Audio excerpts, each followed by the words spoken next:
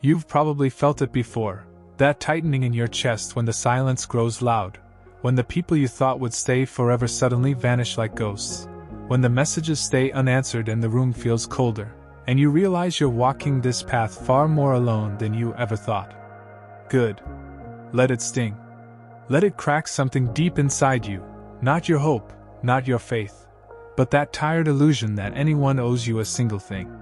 Because the instant you truly understand nobody's coming to rescue you is the moment you become unstoppable. Move like you don't need anyone because most of the time you won't have anyone. And that's not a tragedy, that's raw power. When Marcus Aurelius wrote to himself in those dark hours of command, surrounded by war and death, he didn't write, "I hope someone will help." He didn't cry for comfort. He didn't collapse under the weight on his shoulders. He wrote, "Stop wasting time arguing what a good man should be. Be one. No applause. No crowd. Just responsibility." That's the mindset of a man or woman who walks like they don't need anyone. They never beg for attention. They never collapse when they're ignored. They weren't doing this for approval to begin with. They do it because that's who they are. But most people? They craft their identities out of fragile things, compliments, temporary friendships. They shape themselves around other people's expectations like wet clay spinning endlessly on someone else's wheel. That's why, the first time someone walks away, they shatter. But not you. Not anymore. You weren't born to be some extra in someone else's story. You were born to step into fire, not for revenge, not for recognition, but because fire tempers iron. And you're becoming iron. You don't need to explain yourself to anyone. Your discipline is your reply. Your silence is your answer. Your resilience is your revenge. Because true power is quiet. It doesn't boast. It doesn't scream for validation. It moves like a storm under the surface, waiting. And when the moment strikes, it transforms everything without permission. But here's the truth that burns: if you're not ready, you will be misunderstood. You will be left out. You will be abandoned. People will question you, resent themselves for not being like you. Why? Because nothing rattles the weak more than someone who doesn't flinch. You walk in silence while they scream for attention. You endure in solitude while they collapse without company. You build in the dark while they decorate in the light. Your very existence will feel like an insult to what they refuse to become. So let them talk. Let them leave. Let them look at you like you've lost your mind. Epictetus said, "If you want to improve, be content to be thought foolish and stupid." Let go of their understanding. Let go of their approval. The second you live for it, you've already handed them your power. The instant you chase validation, you surrender your strength. Pull it all back. Every ounce of energy you wasted awaiting replies. Every second spent wondering what they meant. Every moment hoping they'd return saying, "I was wrong." Forget it. You don't need closure. You don't need their confession. You don't need a witness. What you need is movement. What you need is to rise. What you need is to walk like you don't need anyone, because the truth is you don't. Pain built you. Loneliness shaped you. Discipline saved you.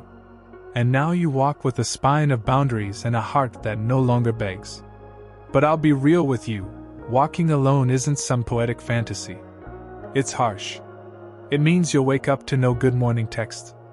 It means you'll go to sleep with your own thoughts echoing in your chest. It means some nights the quiet will roar louder than any scream. And yet it also means you'll finally be free. Free from manipulations, from chasing ghosts, from pouring water on dead seeds. Because you've realized you don't need someone else to confirm your worth. You are enough. Not because you're perfect. Because you're disciplined. Not because someone loves you. But because you love yourself enough to keep going. Seneca said, "It's not that we have a short time to live, but that we waste most of it." And you know what wastes time? Waiting on people who left. Trying to repair what they broke. Hoping they'll come back and say they see you. Stop. Reclaim every second. Reclaim your focus. Reclaim your power. Nothing is more dangerous than someone who knows when to walk away, not from spite, not from ego, but from clarity. The clarity to see who feeds your fire and who steals your light. Who supports your growth and who secretly fears it. Who says they care and who just pretends. Once you see it, you can't unsee it. You stop explaining. You stop fixing. You stop hoping. You start becoming. And every step you take alone? That's not isolation. That's evolution. Every quiet morning run, every cold shower, every page you read while nobody's watching, that's your soul breaking free from dependency.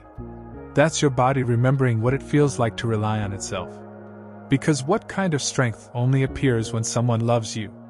What kind of mindset crumbles at one rejection? What kind of man needs permission to feel powerful?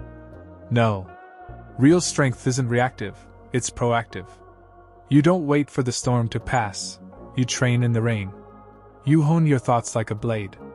You scrub your habits like a temple. You hold yourself to a standard like a soldier, not for them. For you. Because nobody can hand you peace. Nobody can hand you discipline. Nobody can hand you self-respect. These are inner wars. And you fight them alone. So move like you don't need anyone, but move with purpose. Every stride says, I already chose myself. What you have is not the shallow peace of comfort, it's the deep peace of control.